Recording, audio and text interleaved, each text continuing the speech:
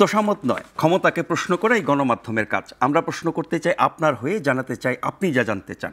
শুরু করছি গ্লোবাল টেলিভিশনের নিয়মিত আয়োজন প্রশ্নগুলো সহজ। আমি নাজমুল আশরাফ। এই অনুষ্ঠানে আমরা চলমান নানা ঘটনার তথ্য ও বক্তব্য তুলে ধরি। অতিথিদের কাছে জানতে চাই সেসব তথ্য ও বক্তব্যের প্রতিক্রিয়া ও বিশ্লেষণ। আওয়ামী লীগের কার্যক্রম নিষিদ্ধ করার পর জাতীয় পার্টি এবং 14 দলের রাজনীতি নিষিদ্ধের দাবিও উঠেছে। আমাদের আজকের আলোচনার বিষয়, দেশের রাজনৈতিক পরিসর কি সংকুচিত হচ্ছে? এ নিয়ে আলোচনার জন্য আমাদের স্টুডিওতে আছেন সাবেক সংসদ সদস্য এবং সুপ্রিম কোর্টের আইনজীবী ব্যারিস্টার রুমিন ফারহানা। রুমিন আপা, আপনাকে স্বাগত। এবং এবি পার্টির সভাপতি জনাব মুজিবুর রহমান মঞ্জু। মঞ্জু ভাই, আপনাকে স্বাগত এবং প্রথমবারের মতো আপনি অনুষ্ঠানে এসেছেন, এর জন্য আবারও স্বাগত এবং কৃতজ্ঞতা জানাচ্ছি। গ্লোবাল টেলিভিশনের পাশাপাশি এই অনুষ্ঠানটি আপনারা একযোগে দেখতে পাচ্ছেন আমাদের ইউটিউব চ্যানেল এবং ফেসবুক পেজেও। মঞ্জু ভাই, আপনার দীর্ঘদিনের রাজনৈতিক অভিজ্ঞতা, আপনি রাজনৈতিক পরিবারে বেড়ে উঠেছেন, আপনি ছাত্র রাজনীতি করেছেন, একাধিক দলের রাজনীতি করেছেন। সেই রাজনৈতিক অভিজ্ঞতা থেকে আমাকে বলেন, আওয়ামী লীগের রাজনীতি নিষিদ্ধ হয়েছে, রাজনৈতিক কার্যক্রম নিষিদ্ধ হয়েছে এবং সেটি আওয়ামী লীগ এবং তার সকল সহযোগী অঙ্গ সংগঠন, ভ্রাতৃপ্রতিম সংগঠনের নেতাকর্মীদের বিচার শেষ না হওয়া পর্যন্ত, সময়টা কত বছরের আমরা জানি না, অনেক দীর্ঘ সময় আমরা বুঝতে পারছি। তার মানে এমনিতেই অভ্যুত্থানের পর থেকে আওয়ামী লীগ একরকম ছিলই না। আমরা সাইবার স্পেসে তাদের কিছুটা উপস্থিতি দেখতাম, আর কিছু ঝটিকা মিছিল টিছিল দেখতাম। ফলে নিয়মিত রাজনীতি যেটা 8-10টা দল করে, আপনার দল করে, রুমিন আপার দল করে, সেরকম না। ফলে নাই বলা যায়। জাতীয় পার্টি 14 দল থেকেও নাই, নিষিদ্ধ হয় না, কিন্তু দাবি উঠেছে। এভাবে যদি একের পর এক রাজনৈতিক দলগুলো নিষিদ্ধ হতে থাকে, তাহলে দেশের রাজনৈতিক পরিসরটা কি অনেক সংকুচিত হয়ে আসবে? যদি হয়, তাহলে সেই সংকুচিত রাজনীতির পরিসরটা কেমন হতে পারে? ধন্যবাদ নাজমুল আশরাফ। রুমিন ফারহানা আছেন এখানে, দর্শক মণ্ডলীকে শুভেচ্ছা। আপনার প্রশ্নটার মানে আপনি বলেছেন সহজ প্রশ্ন, কিন্তু আসলে অনেক ব্যাপ্তি আছে প্রশ্নের। প্রথম কথা হচ্ছে যে কোনো রাজনৈতিক দল নিষিদ্ধ হোক, নিষিদ্ধ করা এটা ইন প্রিন্সিপাল আমরা সবাই এটার বিপক্ষে। কিন্তু প্রশ্ন হচ্ছে আওয়ামী লীগ রাজনৈতিক দল কিনা। কারণ আপনি দেখবেন, যখন একটা টেলিভিশন স্টেশন বন্ধ করা হয় আমরা এটার প্রতিবাদ করি, বা কোনো একটা হোটেল যখন বন্ধ করে দেওয়া হয় আমরা চিন্তা করি যে কেন বন্ধ করলো। একটা আবাসিক হোটেল যখন দেখা যায় আবাসিক হোটেলের ছদ্মাবরণে সেখানে অন্য কোনো অসামাজিক কার্যকলাপ হচ্ছে, তখনই দেখা যায় যে সেটা বন্ধ করে দেওয়া হয়, যে না, এটা করা যাবে না। টেলিভিশন চ্যানেলগুলোর ব্যাপারে যতগুলোই বন্ধ হয়েছে, অভিযোগ ছিল যে তারা টেলিভিশন চ্যানেলের নামে হয়তো অন্য কিছু করেছে, বা তারা রাষ্ট্রীয় বিধিবিধান লঙ্ঘন করেছে, ইত্যাদি ইত্যাদি। আওয়ামী লীগকে আমরা দেখি একটা রাজনৈতিক দল আকারে, তার যে জন্ম, উত্থান, তার যে ক্রমবিকাশ, সেই জায়গাতে এসে আমরা দেখি যে আওয়ামী লীগের লাস্ট যে 15 বছর এখানে একটা রাজনৈতিক দলের চরিত্র হারিয়েছে আওয়ামী লীগ। এটাকে যদি আপনি সন্ত্রাসবাদী দল আকারে দেখেন, তাহলে প্রচুর সন্ত্রাসের কাহিনী দেখবেন। আপনি যদি দেখেন আবরার ফাহাদ হত্যা থেকে শুরু করে, বিশ্বজিৎ হত্যা থেকে শুরু করে, ইভেন আওয়ামী লীগ নিজের দলের মধ্যেও যখন মারামারি করছে, দেখবেন একজন আরেকজনকে নৃশংসভাবে কুপিয়ে মারছে, হত্যা করছে, এ ধরনের ঘটনা। তো এরপরে ধরেন এমন কোনো অপরাধ নাই যে মানে ছাত্রী ধর্ষণ থেকে শুরু করে, কারণ এগুলো আমরা উল্লেখ করতে চাই না, তারপরে এগুলো উল্লেখ এসে যায়। যে জাহাঙ্গীরনগর বিশ্ববিদ্যালয়ের একটা ঘটনা, যে 100 সেঞ্চুরি উদযাপনের একটা ছাত্রলীগের নেতার যেই নারীদের সম্ভ্রমহানির ঘটনা, এগুলো এক একটা ঘটনা অনেক কিছু বোঝায় যে আওয়ামী লীগের চরিত্র সব দিক থেকে। এবং গণতন্ত্র ধ্বংস করা, কোটি কোটি ডলার, লক্ষ লক্ষ কোটি ডলার পাচার করা, এবং যেটা আমরা বলি মাইলস্টোন, যে শেখ হাসিনা নিজেই বলেন যে আমার পিয়ন 400 কোটি টাকার মালিক। এবং এটা কিন্তু উনি মানে এটা তার কোনো আত্মোপলব্ধি না, এটা এক ধরনের ব্যঙ্গ করা মানুষকে, রাষ্ট্রয়ার্থে। আমার রাষ্ট্রটা এমন যে দেখেন আমার চারপাশে সব চোর, আমার পিয়ন পর্যন্ত 400 কোটি টাকা দুর্নীতি করে, এই ধরনের অবলীলাক্রম কথা। অর্থাৎ আওয়ামী লীগ অ্যাকচুয়ালি রাজনৈতিক দল কিনা, নাকি সে একটা সন্ত্রাসবাদী দল, নাকি সে মানবতা বিরোধী দল, সে গণহত্যাকারী দল, গুম, খুন, লুটপাট, এই সব কিছু মিলে এই দলটা আর রাজনৈতিক দলের চরিত্র নাই। এখানে একটু থামাই মঞ্জু আপনাকে। যেসব অপরাধের কথা আপনি বললেন গত 16 বছরের, ফলে আওয়ামী লীগ রাজনৈতিক দলের চরিত্র হারিয়েছে। এটি একটি সন্ত্রাসী সংগঠন আপনি বলছেন, বা মানে অপরাধীদের সংগঠন। সেটি বিচারিক প্রক্রিয়ায় আদালতের মাধ্যমে প্রমাণিত হয়ে তারপরে নিষিদ্ধ করলে সেটি দীর্ঘস্থায়ী হতো কিনা এই নিষেধাজ্ঞা, আর যেভাবে করা হয়েছে সেটির স্থায়িত্ব আসলে কতটুকু হতো? এখানে হয়েছে কি, আমরা কিন্তু আমাদের দাবিটা এটাই ছিল, এবং সোফার আই নো বিএনপির একই রকম দাবি ছিল। আমরা মনে করি আমরা কারো ফাঁসি চাইতে পারি না, আমরা কারো নিষিদ্ধ চাইতে পারি না, বিচার আমরা বিচার চাইতে পারি। ন্যায় বিচার। হ্যাঁ, বিচারের জন্য আমি প্রেয়ার করব। ধরুন আমি আপনার বিচার চাই, আমি আদালতে বলবো যে ওনার, আমি এই বিচার হিসেবে আমি ওনার ফাঁসি চাই বা ওনার জেল চাই বা ওনার নিষেধাজ্ঞা চাই। তো সেজন্য আমরা কিন্তু অল এলং বলেছি যে আমরা একটা বিচার চাই এবং বিচারিক প্রক্রিয়া চাই। এখন দেখেন এখানে যে জায়গাটা এসেছে, সবাই কিন্তু বলেছে আওয়ামী লীগের বিপক্ষে আমাদের যে যে অভিযোগগুলো, সেই অভিযোগগুলোর আলোকে আমরা বলেছি এটার একটা ন্যায্য বিচার প্রক্রিয়া আওয়ামী লীগকে নিষিদ্ধ করতে হবে।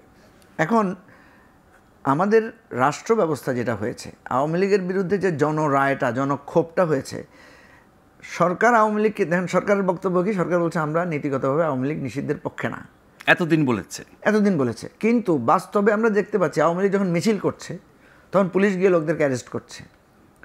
আওয়ামী লীগ যখন কোথাও সভা সমাবেশ করছে সেখানে মানুষ গিয়ে অ্যাটাক করছে, ধরে পুলিশকে দিচ্ছে, পুলিশ অ্যারেস্ট করছে।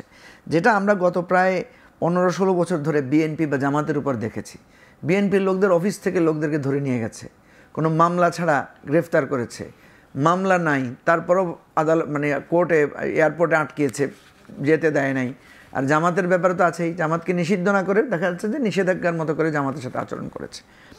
আমরা রাতারাতি একটা নতুন বাংলাদেশ তো পাবো না। আমাদের একটা প্রত্যাশা যে আমরা এই জায়গাটাকে সরে আসতে চাই।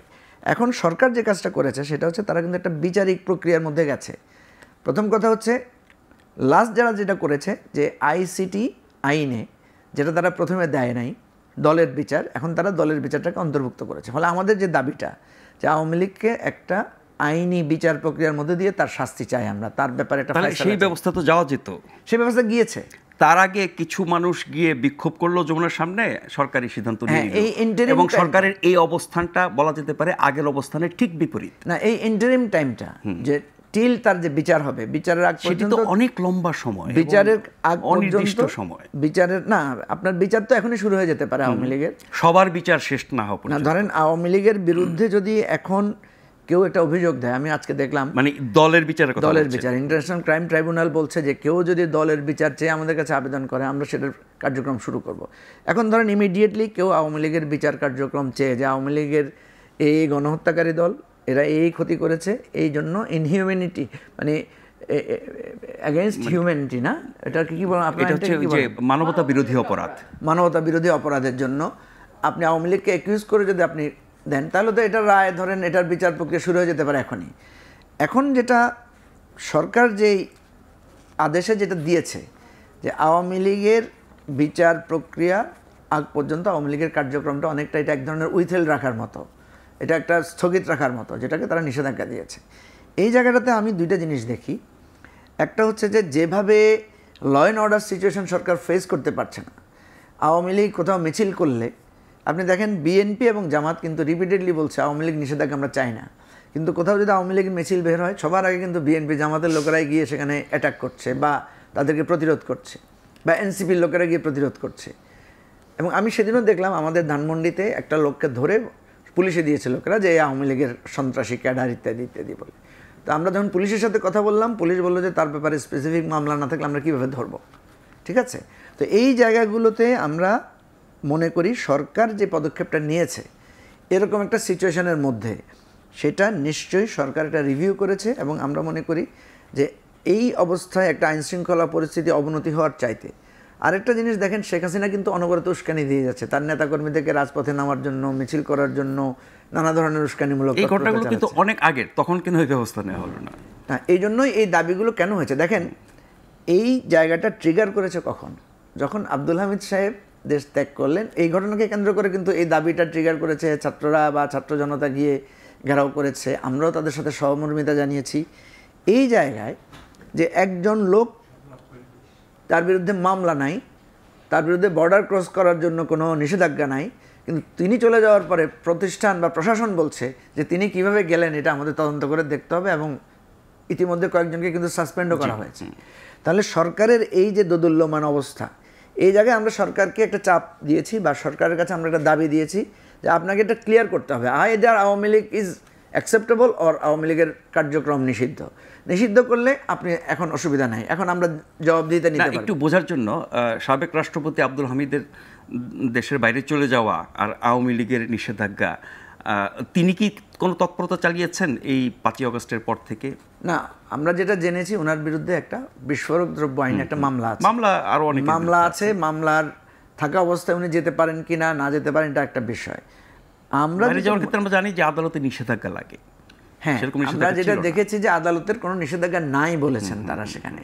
কিন্তু আপনি জানেন যে বাংলাদেশে এক ধরনের নিষেধাজ্ঞার বাইরেও যে সমস্ত সন্দিগ্ধ আসামিরা আছে যাদের ব্যাপারে যারা খুব সেনসিটিভ, যেমন ধরেন আওয়ামী লীগ তো যাকে থেকে আটকে দিত, জি জি, কোনো রকম নিষেধাজ্ঞা ছাড়াই ওনাকে আটকেছে, আমাদেরকে আটকে দিয়েছে, ফেরত দিয়েছে, হয়রানি করেছে। আমাদেরকে তো 1-1.5 ঘন্টা ওটা তো নিশ্চয়ই আমরা আবার চাই না এখন।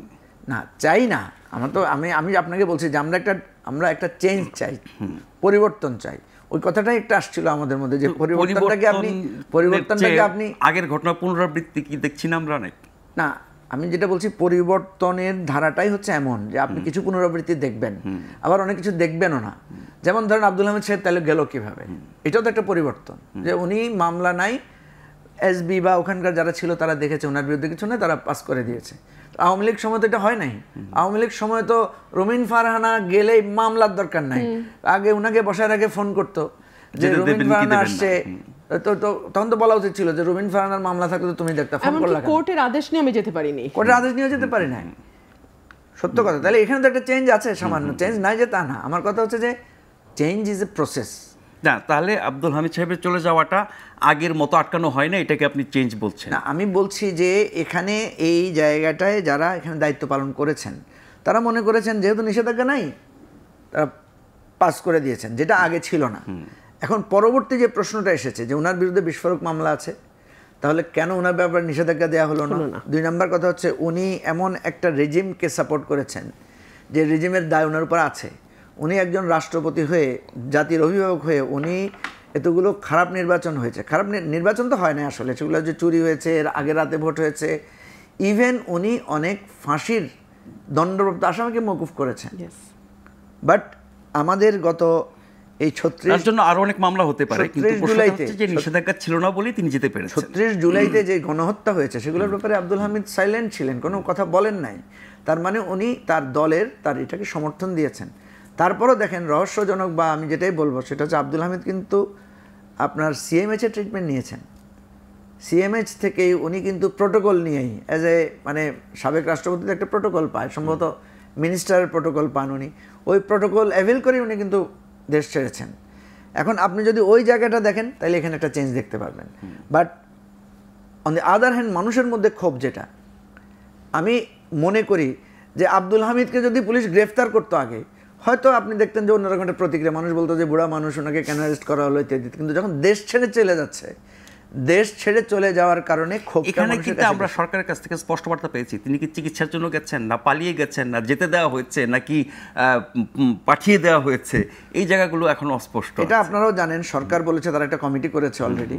এরপরে আমরা যেটা শুনেছি উনি লুঙ্গি পরে, উনি মাস্ক পরে গেছেন। আমি এটা বুঝি না, লুঙ্গি মাস্ক পরে ভিভিআইপি টার্মিনাল দিয়ে কি করে যান। এখন এই যে আলোচনা, এই জন্য তো আমরা বলছি তদন্তটা হলে আমরা বুঝতে পারবো। এবং ভিভিআইপি টার্মিনাল তো উনি ইউজ করতে পারেনও না, উনি বড়জোর ভিআইপি অ্যাক্সেস নিতে পারেন। ভিভিআইপি টার্মিনাল ইউজ করা তো স্পেশালি আমরা জানি যে শুধুমাত্র রাষ্ট্রীয় অতিথিদের ক্ষেত্রে করা হয়। এটাও খুবই রহস্যজনক যে উনি বলছেন যে সাবেক রাষ্ট্রপতি আব্দুল হামিদের ঘটনার প্রেক্ষিতেই আন্দোলন হয়েছে এবং সেই আন্দোলনের প্রেক্ষিতে সরকার ট্রিগার করেছে। হ্যাঁ, আন্দোলনটা চলছিল আগে থেকে, আমরা সবাই বলছিলাম, দাবি জানিয়েছিলাম, কারণ বিএনপির স্পষ্ট দাবি ছিল যে আইনি প্রক্রিয়ায় আমরা আওয়ামী লীগের বিরুদ্ধে ব্যবস্থা চাই। আমরা বলেছি যে আইনগতভাবেই আমরা আওয়ামী লীগের বিরুদ্ধে ব্যবস্থা চাই, বাট আমরা স্ট্রংলি বলেছি আওয়ামী লীগ বাংলাদেশের রাজনৈতিক দল আকারে সে অধিকার ভোগ করতে পারে। যারা এই দাবিটা এবার জানালেন এবং সরকার মানল, তারা তো এই দাবি অনেক দিন ধরে জানিয়ে আসছেন, এতদিন সরকার মানে নেই কেন? এটাই তো আমাদের প্রশ্ন, যে আপনি নিজেই তো একজন, এই সরকারের একটা সুবিধা হচ্ছে সে নিজেই তো একটা গণ অভ্যুত্থানের ভিত্তিতে দাঁড়িয়েছে, তার তো কিছু কমিটমেন্ট আছে, এটা তার কাছে দাবি দেওয়ার বিষয় তো না।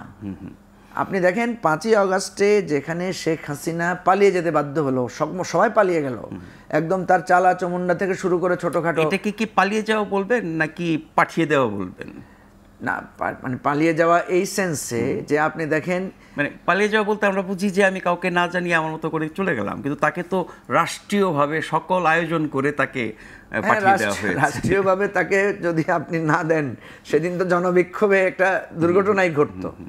এই জন্য বলছি একটা পরিস্থিতির মধ্যে দিয়ে গেছেন, তো সেই পরিস্থিতির মধ্য দিয়ে উনিও পালিয়ে গেছেন, ওনাকে কেউ পালিয়ে যাওয়ার জন্য সাহায্য করেছে, তারা হয়তো তখন পজিটিভ চিন্তা করেছে যে একটা ব্লাড শেড এড়ানোর জন্য তাকে এক ধরনের এক্সিট দিয়েছে। এগুলো নানা রকমের ব্যাখ্যা বিশ্লেষণ। আপনার কাছে আবার ফিরবো, কিন্তু আমার মূল প্রশ্নের উত্তরটা পাই নাই, যে রাজনৈতিক পরিসর সংকুচিত হচ্ছে কিনা, হলে পরে সেটা কিরকম, সেটা আমি রাজনৈতিক অভিজ্ঞতা আমি শুনবো। তার আগে একটু রুমিনা আপনার কাছে আসি।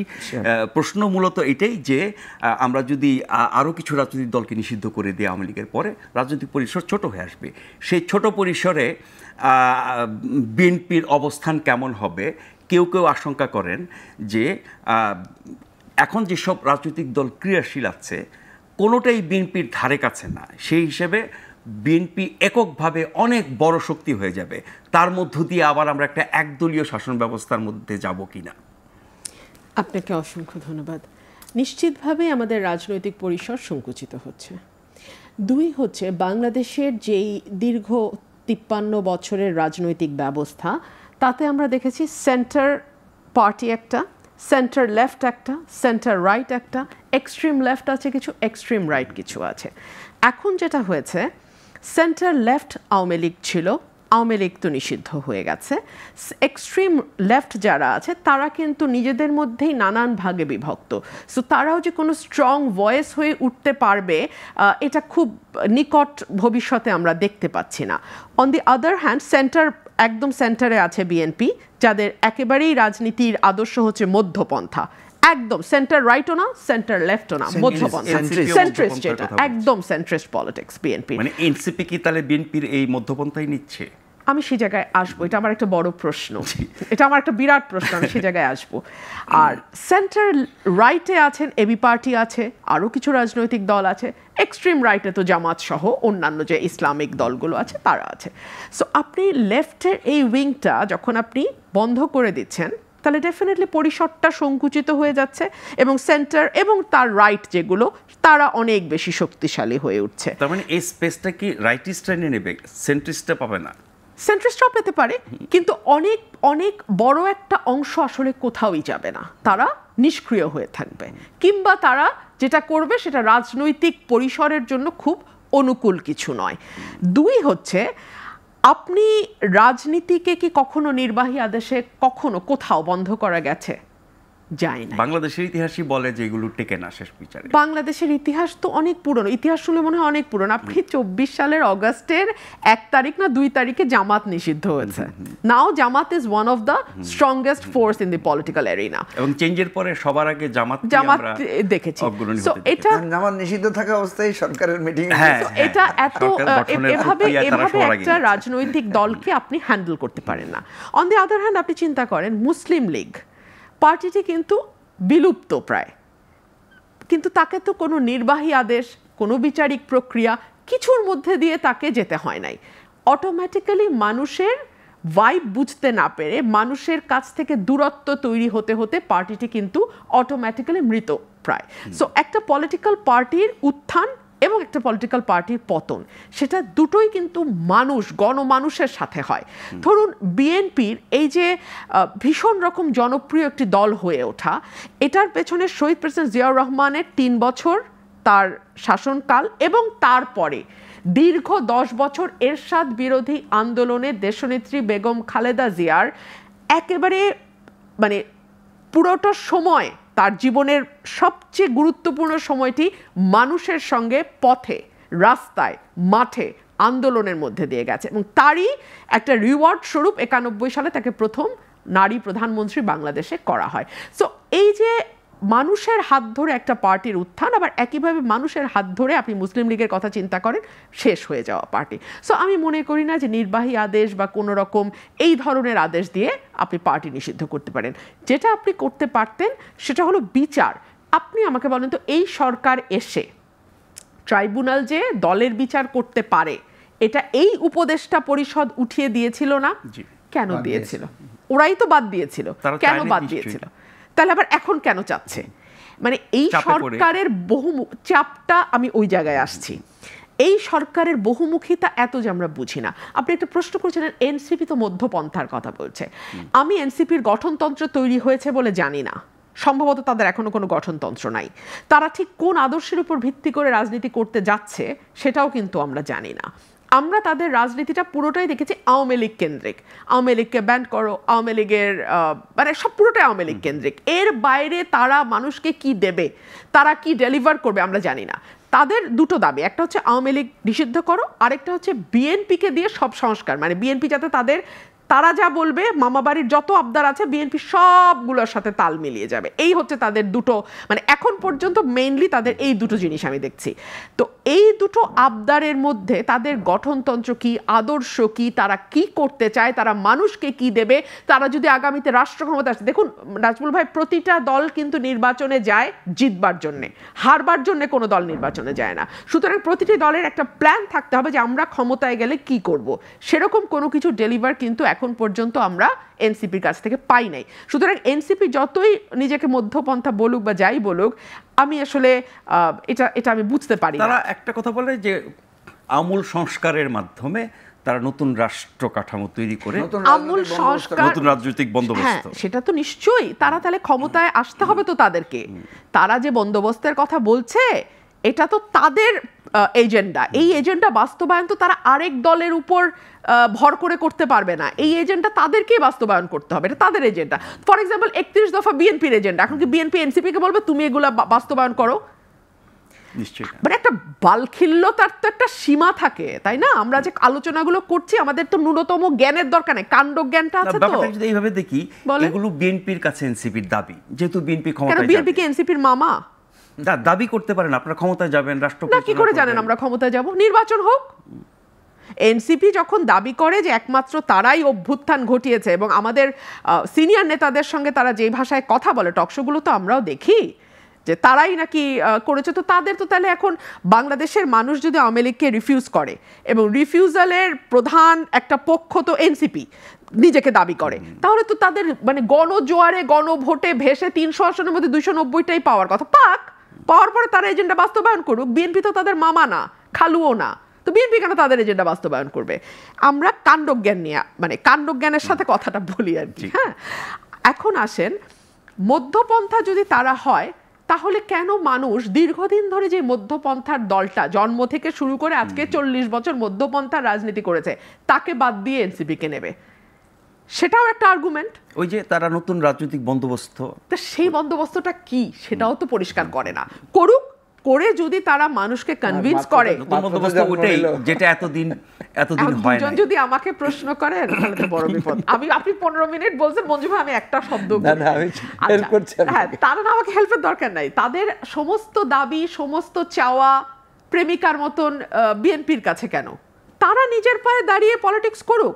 তারা দাবি করে হাসিনা তারা তাড়িয়েছে, তারা দাবি করে বাংলাদেশের মানুষ হাসিনার দল এবং হাসিনাকে একদম পয়েন্ট ব্ল্যাঙ্ক নো বলেছে।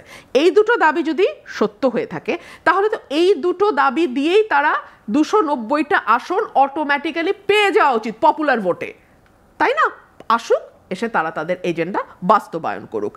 3 হচ্ছে আওয়ামী লীগের ব্যাপারে। দলটি ক্ষমা চায়নি, দলটি মানবতা বিরোধী অপরাধ করেছে, দলটি একবারের জন্য কোনো রকম কোনো অনুশোচনা দেখায়নি, এবং দলটি প্রধান শেখ হাসিনা পার্শ্ববর্তী দেশে বসে সত্যিকার অর্থেই তার নেতাকর্মীদের উস্কানি দিয়ে পথে নামানোর চেষ্টা করছে। উনি নিরাপদে আছেন, ওনার পরিবার নিরাপদে আছে, ওনার দলের সিনিয়র নেতারা নিরাপদে আছে। উনি শেখ পরিবারের প্রতিটি সদস্যকে বিদেশে পাঠিয়ে দিয়েছেন। একজনই হয়তো ছিলেন, আজকে আমি দেখলাম যে পার্থ ভাইয়ের ওয়াইফকে বিদেশে যেতে দেওয়া হয়নি, সেটাও খুব অদ্ভুত। আমি যতদূর জানি মিসেস আন্দালিব রহমান পার্থ, উনি শেখ পরিবারের সন্তান, কিন্তু উনি রাজনীতির সঙ্গে একেবারেই সম্পৃক্ত নন, এমনকি তিনি তার হাজব্যান্ডের পার্টির সঙ্গেও সম্পৃক্ত নন। কেন আপনি একজন সিটিজেন অফ বাংলাদেশকে, যার বিরুদ্ধে কোনো মামলা নেই, যিনি কোনো রাজনীতির সঙ্গে সম্পৃক্ত না, যিনি কোনো রকম কোনো মানবতা বিরোধী অপরাধ দূরেই থাকুক, তার বিরুদ্ধে কোনো মামলা আছে বলে জানা যায় না, তাকে কেন আপনি এয়ারপোর্টে আটকে দিচ্ছেন? অথচ 2 দিন আগেই আব্দুল হামিদ সাহেব, যিনি রাষ্ট্রপতি ছিলেন আওয়ামী লীগের এবং যিনি 15 বছর আওয়ামী লীগের সকল দুঃশাসনের প্রত্যক্ষ এবং পরোক্ষ সহযোগী ছিলেন, তিনি অবলীলায় দেশ থেকে পার হয়ে যান। সো আওয়ামী লীগের অনেকগুলো জায়গায় মানুষের দুঃখ, রাগ, ঘৃণা, অপছন্দ অনেক কিছু থাকবে, সেটা আসে ভোটের মাঠে নির্ণয় হয়ে যাক। আপনি কি নাজমুল ভাই সত্যি মনে করেন যে আওয়ামী লীগের কোনো নেতা বা আওয়ামী লীগের কোনো প্রার্থী সাহস করে নৌকা মার্কায় নির্বাচনে দাঁড়াতে পারবে? সেই বাস্তবতা নেই তো, সেই বাস্তবতা নাই। আচ্ছা, তাহলে কি হতে পারে? তারা কিছু স্বতন্ত্র প্রার্থী হয়তো বা বিভিন্ন মার্কায় দাঁড়াতে পারে বা অন্য দলে যোগ দিতে পারে। অন্য দলে যোগটা আমি বাদ রাখি, বিভিন্ন মার্কায় যদি তারা স্বতন্ত্র দাঁড়ায়, মানুষগুলোকে তো চেনে, এই মানুষগুলো কি আর মানুষের ভোট নিয়ে সংসদে যেতে পারবে বলে আপনি মনে করেন? আপনি যখন আওয়ামী লীগকে নিষিদ্ধ করছেন, আপনি যখন আওয়ামী লীগে যারা হয়তো ফ্রন্ট ফাইটার যারা ছিল, যারা ওই সময়ে for example Nowfel, for example Arafat, for example Obaidul Quader, তারা সবাই তাদের চুরির টাকা বিদেশে নিয়ে লাক্সারিয়াস লাইফ লিড করছে। আর এদিকে আপনি যারা ওইভাবে যাদেরকে আমরা অপরাধী হিসেবে দেখি নাই, তাদেরকে আপনি ধরে ধরে কারাগারে নিচ্ছেন। সো মানুষের সিম্প্যাথি, কমন পিপলের সিম্প্যাথি কিন্তু ভেরি ডেঞ্জারাস, এবং সিম্প্যাথি সবসময় দুর্বলের দিকে থাকে। এটা বাংলাদেশের মানুষের চরিত্র। সো ওই সিম্প্যাথি ভোটে যদি দুই একজন সত্যি সত্যি স্বতন্ত্র চলেও আসে, খুব অবাক হওয়ার কিছু থাকবে না। একটা ছোট্ট বিরতি নিয়ে ফিরছি আবারও এই আলোচনায়। আশা করছি ফিরে এসে আপনাদেরকে সাথেই পাবো।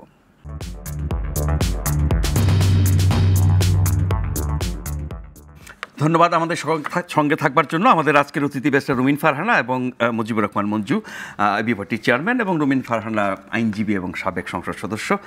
মঞ্জু ভাই, ওই প্রশ্নের উত্তর যদি আপনি দেন একটু শুনে আমি আরেকটা প্রশ্ন করব, যে স্পেস যে ছোট হয়ে আসছে, যেটা রুমিন ফারহানা বললেন যে ছোট হয়ে আসছে, সেই ছোট স্পেসে আমাদের রাজনৈতিক চর্চা, গণতান্ত্রিক রাজনৈতিক চর্চাটা কেমন হতে পারে? প্রথম কথা হচ্ছে যে স্পেস ছোট হয়ে আসছে বিষয়টাকে আমি ওইভাবে অত মানে সরলীকরণ করতে চাই না। কারণ হচ্ছে কি, প্রথম কথা হচ্ছে যে এতগুলো দলের অনুপস্থিতি একটা শূন্যতা তৈরি করছে না। এতগুলো দল তো না, একটা দলের ব্যাপারে নেওয়া হয়েছে। আমি কিন্তু কোর আমার আর্গুমেন্ট যেটা, সেটা হচ্ছে যে এটা রাজনৈতিক দল কিনা। কারণ এটা যদি রাজনৈতিক দল হতো, আপনি দেখেন আজকে যেটা ব্যারিস্টার রুমিন ফারহানা বলেছেন যে একটা লোকও এটার জন্য কোনো ভুল স্বীকার করছে না। আপনি দেখেন রুমিন ফারহানা কিন্তু এখানে যে বক্তব্যটা দিয়েছেন, ওনার দলের সাথে কিন্তু অনেক ক্ষেত্রে মিলও নাই, ঠিক আছে? এবং ওনাকে আমরা প্রায় সময় দেখি উনি আউটস্পোকেন কথা বলেন, দলের বাইরে গিয়েও কথা বলেন, এই জন্য হ্যাঁ, দলের ভেতরেও তাকে কিন্তু অনেক কথা শুনতে হয়। দেখেন মির্জা ফখরুল ইসলাম আলমগীর কিন্তু স্বাগত জানিয়েছেন এই যে আওয়ামী লীগের বিরুদ্ধে যে ব্যবস্থাটা এনেছে সেটাকে, কিন্তু আপনি দেখেন রুমিনের ভয়েসটা কিন্তু কিছুটা হলেও লিবারেল ভয়েস উনি শো করেছেন। আওয়ামী লীগের দলে সব ধরনের মত প্রকাশ, আমি বলছি আওয়ামী লীগের লোকদের মধ্যে, কারণ বিএনপিকে তো আমরা অনেক সমালোচনা করি যে বিএনপি এত গোছালো দল না, এটা সেটা। তারপর আওয়ামী লীগের একটা সেন্সিবল লোকের কাছ থেকে কি আপনি একটা কথা শুনেছেন? শুনেন নাই। তো সুতরাং আমরা যেটা বলছি, আওয়ামী লীগ এটা একটা টেররিস্ট পার্টি হয়ে গেছে, এবং এটা মোর দেন, আমি তো অনেক সময় বলি যে জামাত একটা রেজিমেন্টাল পার্টি, আমি দেখি আওয়ামী লীগ মোর দেন দ্যাট। তো এই জায়গা থেকে আমি বারবার বলছি যে আপনি যখন আওয়ামী লীগকে একটা বিচারের প্রক্রিয়ায় ফেলবেন, ধরেন একটা লোক অন্যায় করলে তার কি বিচার করবেন না? বিচার করার পরে তার শাস্তি যদি হয়, তখন কি আপনি বলবেন তার থেকে আপনি সংকুচিত হয়ে যাবেন বলবেন? আপনি কি বলবেন যে জনসংখ্যা সংকুচিত হয়ে যাচ্ছে? বিষয়টা কিন্তু তা না। এখন না, দল হিসেবে যখন তৎপর থাকবে না, সেক্ষেত্রে দলের সাথে সংশ্লিষ্ট যে জনতা, আমি বলছি যে অপরাধী না, সেই জনতার কথা, সেই জনতার জন্য তো পথ খোলা আছে। আমি যেটা বলছি আর কি আপনাকে, যে সেই জনতা বাংলাদেশে তো অনেকবারই হয়েছে। বাংলাদেশে দল নিষিদ্ধ তো নতুন ঘটনা না। আপনার বাংলাদেশে যখন মার্শাল ল ছিল, সব দলের কার্যক্রমই তো বন্ধ ছিল। আওয়ামী লীগের কি রাজনৈতিক না, আমি বলছি সঠিক ছিল। আমার একটা কোর বক্তব্য হচ্ছে, কোনো রাজনৈতিক দলকে নিষিদ্ধ করে তার তৎপরতা বন্ধ করা যায় না, ঠিক আছে? কিন্তু আমরা এই জন্য বলেছি আওয়ামী লীগকে শুধু আপনি আইনগতভাবে নিষিদ্ধ করলে হবে না। আওয়ামী লীগের বিরুদ্ধে একটা সাংস্কৃতিক, সামাজিক, রাজনৈতিক প্রতিরোধ গড়ে তুলতে হবে। কারণ যেই দল গণহত্যার সাথে জড়িত, যেই দল লুটপাট করেছে দেশের মৌলিক, আমাদের মুক্তিযুদ্ধের মূল অর্জন যেটা গণতন্ত্র, মুক্তিযুদ্ধের মূল অর্জন যেটা সাম্য, মানবিক মর্যাদাকে কিভাবে ভুলুণ্ঠিত করেছে আপনি বুঝতে পারেন? আপনার কি সেই দৃশ্যটা মনে নাই যে আপনার ওই যে বিএনপির নোয়াখালীর ওই যে এমপিকে যে পুলিশ যে পিটালো সংসদের সামনে, জয়নাল আবেদিন ফারুককে কিভাবে পিটিয়েছে? এটা কি অতীতে দেখেছেন? আপনার কোনো রাজনৈতিক নেতার সাথে পুলিশ সেরকম আচরণ করেছে কখনো দেখেছেন? তো এরকম ঘটনা তো আমরা তো বলেছি যে অনেক ঘটনা আওয়ামী লীগ যেটা করেছে। সেই জায়গা থেকে আমি বলছি যে এটা সংকুচিত হবে না, বরং আওয়ামী লীগের মধ্যে যারা বেটার, তারা কিন্তু এখন নতুন দল করতে পারবেন, তারা কিন্তু একটা নতুন উদ্যোগও নিতে পারবেন। এই যে দেখেন, আমরা যে কথাটা বারবার বলি যে আপনি যখন একটা ভুল ট্রিটমেন্ট করবেন তখন কিন্তু আরেকটা নতুন রোগের সৃষ্টি হবে। আমি পার্শিয়ালি ব্যারিস্টারের সাথে একমত যে আপনাকে এখানে আওয়ামী লীগের সাথে একটা ন্যায্য আচরণ করতে হবে। সেই ন্যায্য আচরণটা হচ্ছে তাকে প্রপারলি বিচার করা, তাকে সাংস্কৃতিকভাবে, রাজনৈতিকভাবে তার প্রত্যেকটা অপরাধের বিষয়টাকে তুলে ধরা, দুটো জিনিস করা। যারা অপরাধী তাদেরকে শাস্তি দেয়া, আর যারা মানে অপেক্ষাকৃত অপরাধী নয় যারা বলবে, তারা যদি আপনার কাছে এসে প্রমাণ করে, ভুল স্বীকার করে, তাহলে তাদের জন্য স্পেস খুলে দেওয়া, যেটাকে আমরা বলছি রিকনসিলিয়েশন প্রসেস।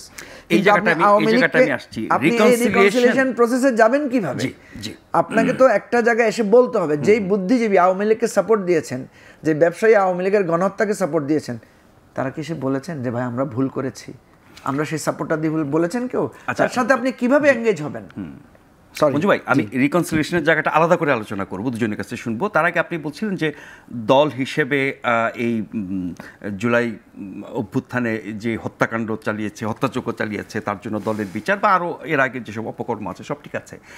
একইভাবে ৭১-এর অপরাধের জন্য জামাত ইসলামের বিচারের দাবিও কিন্তু দীর্ঘদিন ধরে আছে। এখন যখন আওয়ামী লীগের বিচারের প্রশ্ন আসছে, তখন জামাত ইসলামের বিচারের প্রশ্ন আসছে। জামাত ইসলামী তো দল হিসেবে তার বিচার হয় না, তার কিছু ব্যক্তির বিচার হয়েছে, সেই বিচার নিয়ে নানা রকমের বিতর্ক আছে। তাহলে কি এই আন্তর্জাতিক অপরাধ ট্রাইব্যুনালে সংশোধিত আইনে জামাতেরও কি বিচার হওয়ার সুযোগ আছে? দেখেন, আপনি হয়তো নাজমুল হাসান ভাই, আপনি কিন্তু একটা টেলিভিশনের হেড ছিলেন, আপনার মনে থাকার কথা, আন্তর্জাতিক অপরাধ ট্রাইব্যুনালে যে বিচারটা হয়েছে, যদিও এটা বিচারটা নিয়ে ব্যাপক বিতর্কিত বিচার, এটা আমরা সবাই বলি, সেখানে কিন্তু একটা রায় হয়েছিল। সেই রায়টা হয়েছিল যে জামাতকে তারা আনুষ্ঠানিকভাবে যুদ্ধ অপরাধী দল হিসেবে ঘোষণা করেছিল, কিন্তু বাংলাদেশের আইনে কোনো দলের বিচারের ব্যবস্থা ছিল না। না, এখন যে আমি আপনাকে বলছি, তখন কিন্তু আমাদের তৎকালীন সময়ে যিনি মানে সেই আনিসুল হক সাহেব, হ্যাঁ, তিনি কিন্তু বলেছেন যে আমরা একটা আইনের খসড়া তৈরি করেছি দলের বিচারের জন্য। তো এখন আপনাকে যেটা আমি বলছি, আপনি যেটা বলছেন যে দলের বিচারের যে এটা পথটা খোলা হয়েছে, এটা সবার জন্য অ্যাপ্লিকেবল। আমার দলও যদি কালকে মানবতা বিরোধী অপরাধ করে, আমার দলও যদি সেরকম দলীয়ভাবে এটা প্রমাণ, আমার বিরুদ্ধেও কিন্তু ব্যবস্থা নেওয়ার সুযোগ তৈরি হয়েছে। সুতরাং এই যে রাস্তাটা খোলা হয়েছে মানবতা বিরোধী অপরাধে দলের বিচার, এটা কিন্তু আমি মনে করি যে আমাদের সকল দলের জন্য একটা সতর্ক বার্তা। সেটা যদি কেউ জামাতের ব্যাপারে করে এবং জামাতের অতীতের যেই ঘটনাটা আছে, পেন্ডিং আছে, সেটাকে নিয়েও করে, সেটা তো আমি কোনো আইনগত বাধা দেখি না। কারণ কোনো আইন কোনো ব্যক্তির জন্য তো তৈরি হয় না, আইন তো একটা শাশ্বত, এখানে প্র্যাকটিসিং লয়ার আছেন, সিনিয়র লয়ার আছেন, আমি সেটা বলতে চাই না। আমি মনে করি যে ইটস এ প্রসেস। কিন্তু এখানে যে কথাটা আবার বলছেন যে আমি এটা ভেতরের তথ্যটা আপনাকে বলি, সেটা হচ্ছে সরকার কেন এই আইনটা প্রথমে না দিয়ে এখন যুক্ত করলো। আমি যতটুকু শুনেছি, না, ওই যে সবশেষ আন্দোলনের ৩ দফা দাবির মধ্যে এটা ছিল। হ্যাঁ, না, যেটা ব্যারিস্টার রোমেন বললেন যে প্রথমেই তো এটা ছিল, আন্তর্জাতিক অপরাধ ট্রাইব্যুনালের খসড়া বিচারে দলের বিচারের কথা ছিল, ওনারা তখন বাদ দিয়েছেন, বাদ দিয়ে এখন আবার ঢুকিয়েছেন। বাদ দেওয়ার পেছনে যুক্তিটা কি ছিল? যুক্তিটা তারা এটাই করেছিলেন, আমি যতটুকু জানি, সেটা হচ্ছে, আমার তথ্য ভুলও হতে পারে, আমি যতটুকু জানি ডক্টর ইউনূস বলেছিলেন যে জাতিসংঘ যেহেতু আওয়ামী লীগকে প্রাইমারিলি একটা গণহত্যাকারী দল হিসেবে চিহ্নিত করেছে, জাতিসংঘের সেকেন্ডারি যে রিপোর্টটা আসবে, সেই রিপোর্টের ভিতরে আইসিসি থেকেই আওয়ামী লীগের বিরুদ্ধে একটা গণহত্যাকারী দল হিসেবে তার বিরুদ্ধে একটা বিচারের সুযোগ আছে। জাতিসংঘের রিপোর্টে কিন্তু আওয়ামী লীগ নিষেধাজ্ঞার কথা ছিল না। না, আমি কথা বলছি চিহ্নিত করেছে। আপনি জাতিসংঘ তো নিষেধাজ্ঞার জন্য সুপারিশ করবে না, জাতিসংঘ বলবে যে তার এই ত্রুটিটা আমরা পেয়েছি, আর এই ত্রুটির বিচার কি হবে সেটা করবে কিন্তু আইসিসি। আইনজীবী আছেন, জাতিসংঘ রিপোর্টে এটা বলা আছে, তাদের যে ফাইন্ডিংস, এটা ক্রিমিনাল কেসের বিচারের জন্য ভিত্তি না, এটা ক্যান বি সহায়ক। জাতিসংঘ তো এটা একটা মানবাধিকার রিপোর্ট, এটা কিন্তু আপনার কোনো ক্রিমিনাল ইনভেস্টিগেশন না, বাট এটা হচ্ছে প্রিলিমিনারি একটা প্রাইমারি ইনভেস্টিগেশন। সেকেন্ডারি ইনভেস্টিগেশন যেটা হবে সেটার বেসিসে কিন্তু আপনি আইসিসিতে, ইন্টারন্যাশনাল ক্রাইম ট্রাইব্যুনালে যেতে পারবেন। তো সেই জায়গা থেকে ডক্টর ইউনূসের পজিশনটা এটা ছিল। কিন্তু আমরা প্র্যাকটিক্যালি কি দেখছি, আমি তো আপনাকে বললাম যে প্র্যাকটিক্যালি অসুবিধাটা যেটা হচ্ছে, সরকার বিচার করতে চায়, সরকার শাস্তি দিতে চায় না, কিন্তু আওয়ামী লীগ তো অফিসিয়ালি নিষিদ্ধ হয়ে রয়েছে, বিএনপিও তাকে মানে প্রশাসনিকভাবে নিষিদ্ধ করতে চায় না, কিন্তু বিএনপি ধরতেছে, মারতেছে, গ্রেফতার করাচ্ছে, পুলিশে তুলে দিচ্ছে, এনসিপিরাও সেটা করছে। তিনটা উপায় তো মঞ্জু ভাই, আমার কথা যে প্রশাসনিক আদেশে, বিচারিক প্রক্রিয়ায় আর রাজনৈতিক প্রক্রিয়া, তিনটার মধ্যে তৃতীয়টা অনেক বেশি গ্রহণযোগ্য এবং টেকসই এবং গ্রহণযোগ্য অনেকে মনে করেন। আপনি কি? তৃতীয়টা তো ন্যায় হয়েছে, এই টেকসই পদ্ধতিটাই সরকার নিয়েছে, কিন্তু ইন্টারিম টাইমের জন্য তারা তার কার্যক্রমটাকে স্থগিত করেছে বা নিষিদ্ধ করেছে। এই জায়গায় তো আমাদের আর্গুমেন্ট যে এটা কি সঠিক হলো না বেঠিক হলো। আমার বক্তব্য হচ্ছে যে আপনি তাকে প্রতিদিন পিটাবেন, প্রতিদিন মারবেন, রাস্তায় একটা লোককে ধরে বলবেন যে আওয়ামী লীগ ধরছি মারছি, তা আপনি একটা সিস্টেমের মধ্যে যান। তার মানে এতদিন নিষিদ্ধ না থাকার পরও যে ব্যবস্থাগুলো নেওয়া হচ্ছে সেগুলো বেআইনি ছিল, সরকার বেআইনি ছিল। এখন সরকার বলতে পারবে যে আমরা যেহেতু তাদের কার্যক্রম নিষিদ্ধ করেছি সুতরাং সেজন্য আমরা এটা করেছি। আরও একটা জিনিস হচ্ছে, শেখ হাসিনা বসে বসে যখন উস্কানি দিচ্ছে তার কর্মীদেরও একটা চাপ পড়ছে, তো তারাও তো এখন শেখ হাসিনাকে খুশি করার জন্য আপনি দেখবেন ওরা মিছিল করার সময় ছবি তুলে ভিডিও তুলে আপার কাছে পাঠাচ্ছে। এখন তো অন্তত তারা বলতে পারবে যে আপা এখন তো নিষেধাজ্ঞা আছে, আমরা কিভাবে মিছিল করবো, কারণ তারা নিরাপদ হলো, তারাও নিরাপদ হলো। আমি ওইটাই বলতে চাচ্ছি যে আমরা যেটা চাচ্ছি যে রাস্তায় যে মব বা যে কেওয়াসটা হচ্ছে, এটাতে দায়িত্ব বিএনপিও এড়াতে পারে না, এটার দায়িত্ব জামাতও এড়াতে পারে না, এটা এনসিপিও এড়াতে পারে না, আমরাও এড়াতে পারি না। আপনাকে আমি বলি মানে প্র্যাকটিক্যাল অভিজ্ঞতা, সাভারে যখন আমরা স্মৃতিসৌধে গেলাম আপনার ফুল দেওয়ার জন্য, ফুল দিয়ে যখন আমরা ফিরছি হঠাৎ দেখি সেখানে জয় বাংলা বলে আওয়ামী লীগের কিছু লোক একটা স্লোগান দিয়ে তারা একদিকে ছুটলো, ছুটার সাথে সাথে দেখলাম পুলিশ ওদেরকে ধাওয়া করতেছে, সবাই করতেছে, এবং পরে প্রথম একদল জনতা ধাওয়া করেছে, পরে পুলিশ ধাওয়া করতেছে এবং 4-5টাকে ধরে আনার পর ওরা বললো যে ভাই আমরা তো মিছিল করি নাই, আমরা তো জানি না কিছু। আমরা নিজেরাও কনফিউজ হয়ে গেলাম যে ঘটনাটা কি। একটা ছেলের চাহনি দেখে আমি গেলাম যে একটু পুলিশ দেখে আমার উপর রেখে গেলো, হ্যাঁ আপনারা এখানে করতে আসবেন না, যান, এই মিছিল করছে আমরা দেখছি, আমাদের কাছে ছবি আছে। তো এখন এই ঝামেলাগুলো করার দরকার কি? যখনই সে নিষেধাজ্ঞা থাকবে, যখন তার ব্যাপারে একটা ইনজাংশন থাকবে, তখন আপনি করবেন, মানে এই ধরনের ঘটনা তখন এড়ানো যাবে। এখন আমার কথা হচ্ছে যে বিএনপি বলছে যে আমরা এটা চাই না, কিন্তু রাজপথে তো বিএনপি নিষেধাজ্ঞা আরোপ করে ফেলছে। জামাতের লোকেরা তো বলছে যে আমরা বিএনপি নিষেধাজ্ঞা, আওয়ামী লীগ নিষেধাজ্ঞা মাফি করে দিয়েছে, জামাতই তো যাই একসাথে যাই ধরতেছে আওয়ামী লীগকে। এই জায়গাটা অস্পষ্টতা সরকার এবং দলগুলোর দূরত্বের জন্য, এই জন্য আমরা মনে করি যে ইন্টারিম সময়ের সাময়িক নিষেধাজ্ঞাটা যৌক্তিক।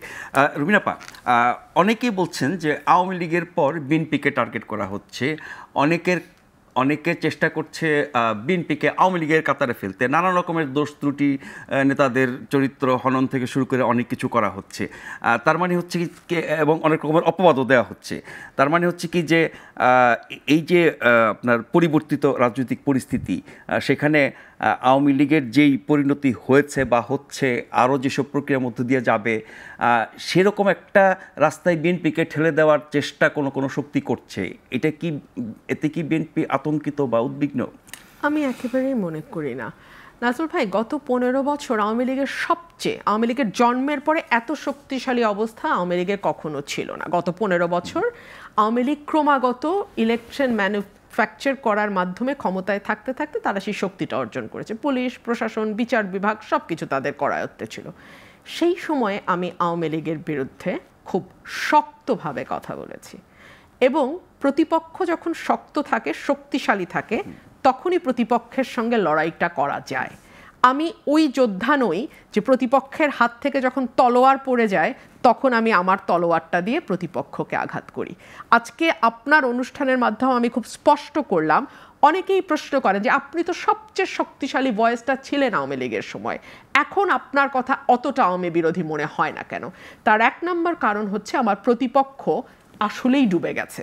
এবং আমি যখন আওয়ামী লীগের সঙ্গে টকশোতে বসতাম, বিশেষ করে 24-এর ইলেকশনের আগে আমি বলেছিলাম আপনাদের এমন পতন হবে যে আপনাদের সম্পর্কে টকশোতে এসে যে একটা আওয়াজ করবে এই লোকও আপনারা খুঁজে পাবেন না, দেশ ছেড়ে আপনাদেরকে পালাতে হবে। আল্লাহর কি ইচ্ছা এক্স্যাক্টলি তাই হলো, এক্স্যাক্টলি। না হলে আপনি বলেন একটা আওয়ামী সুশীল, একটা আওয়ামী লিডার, আর একটা বিএনপি, এই নিয়ে কি আমাদের 15 বছরের টকশোর ময়দানগুলো চলে নাই? তাই না? এখন বিপ্লবী, অতি বিপ্লবী, বিদেশি বিপ্লবী, তাদেরকে তো আমরা 15 বছরে ময়দানে পাই নাই ভাই। হ্যাঁ, সো আমার প্রতিপক্ষের হাতে যখন আর কোনো অস্ত্রই নাই, তখন তার পেছন দিয়ে ছুরি মারা, আমার ছুরি আমার তলোয়ার ইচ্ছা মতো ব্যবহার করা, এটা সবচেয়ে বড় কাপুরুষের লক্ষণ। ইশাকা মানসিংহের সেই যুদ্ধের মতো। অ্যাবসলিউটলি, এটা সবচেয়ে বড়। এবং আমি সেই কাপুরুষ পরিবার থেকে আসি নাই, আমার রক্ত সেই কাপুরুষতাকে সমর্থন করে না। সো যেটা ন্যায্য, যেটা ন্যায়সঙ্গত, আমি সেটাই বলবো। এটা কার পক্ষে গেল, কার বিপক্ষে গেল, আমার কিচ্ছু যায় আসে না। এখন দেখুন আওয়ামী লীগের যেই নিষেধাজ্ঞাটা, হ্যাঁ, এবং আওয়ামী লীগের বক্তব্য প্রচার করলে তার ব্যাপারে শাস্তি দেয়া হবে, ফেসবুকে আওয়ামী লীগের পক্ষে কথা বললে তার ব্যাপারে ব্যবস্থা নেওয়া হবে। ফেসবুকে আওয়ামী লীগের কোনো ভিডিও দিলে তার ব্যাপারে ব্যবস্থা নেওয়া হবে। দুটো দল, দ্বিদলীয় ব্যবস্থা তো ছিল এত বছর, ফিক্সড ভোট বা রিজার্ভ ভোট কনজারভেটিভলি আওয়ামী লীগের 30, বিএনপির 30, কেউ কেউ বলে 33, মাঝখানে আমি যদি 33 ধরি 66, মাঝখানে থাকে 34%, যেই ভোটটা সুইং ভোট, তারা কোনো দল করে না, কোনো মতের মধ্যে তারা নাই, যখন যেই দলকে তাদের ভালো মনে হয়, মোটামুটি যখন যেই দল ক্ষমতায় থাকে পরের নির্বাচনে অন্য দলকে তারা ভোট দেয়, এটা মোটা দাগে হলো হিসাব। এই 34% মানুষ কিন্তু গুনছে যে আপনারা কিরকম আচরণ করা হচ্ছে দলটির সঙ্গে। দলটিকে যদি স্বাভাবিকভাবে মরতে দিতেন তাহলে কিন্তু মানুষ ফিরেও তাকাতো না, কিন্তু দলটিকে আপনি নানানভাবে কর্নার করার মধ্যে দিয়ে আপনি কিন্তু দলটিকে আরো শক্তিশালী করছেন, আরো দীর্ঘ সময়ের জন্য দলটি যাতে মাঠে টিকে থাকে আপনি সেই ব্যবস্থা করছেন। পাবলিক সিম্প্যাথিও বাড়বে, একদম তাই। এবং বাংলাদেশের মানুষ বিশ্বাস করেন, মানে আমি যাকে কি বলবো, ব্রিটিশ ওয়েদারের মতো, এই বৃষ্টি এই রোদ, এই বৃষ্টি এই রোদ। সো এখনই তারা হয়তো আওয়ামী লীগকে একেবারে ধুয়ে মুছে, যেই মুহূর্তে আওয়ামী লীগ পড়ে গেল সেই মুহূর্ত থেকে দেখবেন একটু একটু একটু একটু করে মানুষের সিম্প্যাথি সেই দিকে যাওয়া শুরু করবে। চোরকেও বেশি পিটালে মানুষ তখন চোরের পক্ষে। আপনি আমাকে বলেন, এই যে গত 15 বছর আমাদেরকে শেষ করে দেওয়ার সব রকম চেষ্টা হয়েছে না? একটা দলকে শেষ করতে আর কি লাগে? আমাদের টপ লিডারশিপকে জেলে নেওয়া হয়েছে, আমাদের সেকেন্ড লিডারকে বাংলাদেশে আসতে দেওয়া হয়নি, আমাদের থার্ড লিডার মির্জা ফখরুল ইসলাম আলমগীর এই বয়সে কতবার জেলে গেছে আমি জানিও না। ওনার বিরুদ্ধে 100টা মামলা, মির্জা ফখরুলের বিরুদ্ধে 100টা মামলা করেছে আওয়ামী লীগ, দফায় দফায় ওনাকে কারাগারে নিয়েছে। স্ট্যান্ডিং কমিটির এমন কোনো নেতা নাই যার বিরুদ্ধে কয়েকশো করে মামলা নেয় আর যে কারাগার একবার দুইবার যায় নাই।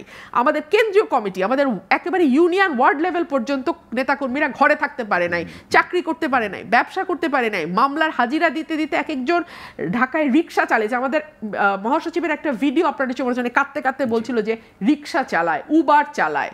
হ্যাঁ, উবার তো একটু ভালো অবস্থায় চালায়, তারপরে ফুড পান্ডা পাঠাওতে ওরা কাজ করে। এই দলটা টিকছে কি করে? আওয়ামী লীগ যত টর্চার করেছে এই দলের জনপ্রিয়তা তত বেড়েছে। আওয়ামী লীগ যত টর্চার করেছে সাধারণ মানুষ, একদম সাধারণ মানুষ, নাজমুল ভাই, আমি রিক্সায় চড়েছি, আমি গণপরিবহনে চড়েছি, যখনই আমি চড়েছি আস্তে, আমি হাসিনার আমলের কথা বলছি, আস্তে করে কানে কানে বলতো, আপা লেগে থাকেন আপা, আমরা আছি আপনাদের সাথে। এই যে ভালোবাসা মানুষের, সাধারণ মানুষ, ওই মানুষটা গিয়ে কিন্তু আপনার মিছিলে যোগ নাও দিতে পারে, ওই মানুষটা গিয়ে আপনার দলের হয়ে কোনো একটা কর্মসূচিতে অংশ নাও নিতে পারে, কিন্তু গোপনে গোপনে সে কিন্তু আপনার প্রতি তার সিম্প্যাথি এবং ভালোবাসা বাড়ছে এবং সে ঠিক করে রাখছে যে একটা সুযোগ যদি আসে এই দলকেই আমি ভোটটা দেব। সো এই ব্যাপক বিপুল জনপ্রিয়তা বিএনপির, এটার একটা বড় কারণ হচ্ছে 15 বছরে তাদের উপরে যা নির্যাতন হচ্ছে। সো আপনি কি আওয়ামী লীগের সেই ভিকটিম চেহারাটা মানুষের সামনে আনতে চান, যেই চেহারাটা আওয়ামী লীগকে আরো জনপ্রিয় করবে? দেখুন, একটি দল ক্ষমতা থেকে বিদায় হওয়ার 9 মাস পার হয়েছে, আপনি একটা সুশীল আনতে পারছেন না যেই সুশীল আজকে আমাদের দুজনের সাথে বসে অ্যাটলিস্ট আমি যেই কথাগুলো বলতেছি ওই কথাগুলো বলবে।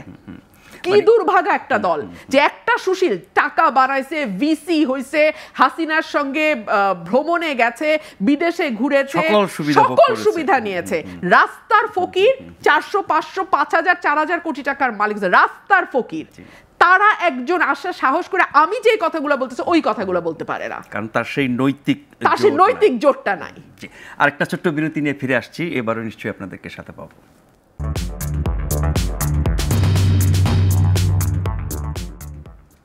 আপনারা দেখছেন প্রশ্নগুলো সহজ গ্লোবাল টেলিভিশনে। আমাদের আজকের অতিথি মুজিবুর রহমান মঞ্জু এবং ব্যারিস্টার রুমিন ফারহানা। মঞ্জু ভাই, আমরা একদম শেষ পর্যায়ে চলে এসেছি। ট্রুথ অ্যান্ড রিকনসিলিয়েশনের কথা আপনি বলছিলেন, যার উদ্যোগ নেওয়া হচ্ছে, আমাদের আইন উপদেষ্টা সেটা বলেছেন, প্রয়োজনীয়তার কথা ব্যাখ্যা করেছেন। একদিকে আমি আওয়ামী লীগের কার্যক্রম নিষিদ্ধ করব, বিচার করব, আবার ট্রুথ অ্যান্ড রিকনসিলিয়েশনের কথা বলবো, দুইটা কি পরস্পর বিরোধী কিনা? না, রিকনসিলিয়েশনটা কার সাথে কিভাবে হবে? না, রিকনসিলিয়েশনের বিষয়টা যেটা বলছে ট্রুথ অ্যান্ড রিকনসিলিয়েশনের ব্যাপারে, সেটা হচ্ছে যারা নিজ থেকে এসে নিজের বলবে, সরি বলবে বা নিজের অপরাধের কথাটা স্বীকার করবে। 11 তো ট্রুথ কমিশন হয়েছিল, কিন্তু এটা কোনো কাজে লাগে না। ওইটা কিছুটা কাজ শুরু করেছিল, কিন্তু 11 তো পরে আর মানে আপনার প্রসেসটাই আগায় নাই। ইভেন এটাও আগাতে পারবে কিনা জানি না। আমি কিন্তু দেখছি যে সবকিছু শেষ পর্যন্ত বিএনপির ঘাড়ে গিয়ে পড়বে। রোমেন ফারহানা কিন্তু খুব সিম্পেথাইজড আওয়ামী লীগের প্রতি, দেখেছেন তো যে শত্রু এত দুর্বল হয়ে গেছে, খুবই দুর্বল হয়ে গেছে, এই জন্য তার শত্রুর প্রতি তার খুব মায়া লাগছে। আমার কথা হচ্ছে এই মায়াটা আপনি যখন ক্ষমতায় আসবেন তখন আপনি যদি দেখান আমরা খুব খুশি হব। এনিওয়ে, বিএনপি যদি ক্ষমতায় আসার পরে চিন্তা করলো যে না আওয়ামী লীগের নিষেধাজ্ঞা প্রত্যাহার করে দিল, সেটা একটা স্কোপ আছে। আমি বলছি অন্য কথা, বিএনপির প্রতি যে এত সিম্পেথি তৈরি হয়েছে, বিএনপির কী লাভ হয়েছে? বরং এটা তো বিএনপির জন্য কাল হয়েছে। আওয়ামী লীগ একটা ইলেকশনও করতে দেয় নাই। আওয়ামী লীগ জানে যে ইলেকশন করলে বিএনপি জিতবে, এই জন্য সে ইলেকশন প্রসেসটাকে ধ্বংস করে দিয়েছে। সুতরাং আপনি যে বলছেন আওয়ামী লীগের দুঃশাসনের সবচেয়ে বড় ভিকটিম বিএনপি, আমি তো সেটা আপনাকে বলছি যে বিএনপি যদি ন্যানো কোনো কথা বলে তখন আওয়ামী লীগকে ফিরিয়ে আনা ষড়যন্ত্র। এই যে আপনি যে বলছে রোমেন ফারহানা এত পপুলার হলেন কিভাবে? সে তো খুবই পপুলার। রাস্তা দিয়ে হাঁটার সময় তো আপনি দেখবেন আপনার কাছে খুব ইগনোর মনে হবে, সবাই এসে তার সাথে ছবি তুলছে, সবাই তার অটোগ্রাফ নিতে যাচ্ছে। ওয়াই? তাকে তো অগ্নিকন্যাও বলেছে কেউ, যে লেটেস্ট ভার্সন। কেন বলেছে? কারণ সে আওয়ামী লীগের দুঃশাসনের মধ্যে দাঁড়িয়েও কথা বলেছে। আমাদের দীর্ঘদিনের বিভিন্ন রাজনৈতিক সময়ে আমাদের অনেক স্মৃতি আছে আমাদের, সেই জায়গা থেকে আমি বলছি আমাদের একটা দুর্ভাগ্য কি, আপনি 10টা ভালো কথা বলেছেন, আপনাকে একটা ভুল তো আপনি করতে পারেন, বা আপনার একটা কথা আমার বিপক্ষে যেতে পারে। আমাদের অসহিষ্ণুতাটা এমন জায়গায় যে রোমেন ফারহানা 10টা ভালো কথা বললো, 11টার জায়গায় আমার সম্পর্কে একটু খারাপ কথা বললো কেন? আমার ওই 10টা কথা পুরোটাই আমি মনে করছি যে তার কিছুই মূল্য থাকলো না। এখন দেখেন বিএনপি যে সিম্পেথিটা অর্জন করেছে, মার খেয়ে খেয়ে জেলে গিয়ে গিয়ে করে উঠছে, কোনো ফায়দা তো হয় নাই। কারণ আওয়ামী লীগ তার ওই সিম্পেথি, তার যে জনভোট, যে বলেছে যে লোকটা বলেছে যে আমি চাই পারলে আপনাকে ভোট দিব, ওর ভোট পাড়ার জায়গাটাই তো বন্ধ করে দিয়েছে আওয়ামী লীগ। সেই জায়গা থেকে আমরা বলছি সিম্পেথির ফল তখন পায় না, এখন নিশ্চয়ই পাবে, আগামীতে পাবে। না, এখন তো ধরেন আমি এটাই বলছি, এখন যেটা পাওয়ার এইটা তো যে উনার আবার মায়া তৈরি হচ্ছে তার জন্য, এখন উল্টা তার জন্য আমি একটু সংশোধন করি, কারণ মানুষ আবার এটা নিয়েও করবে, বুঝছেন?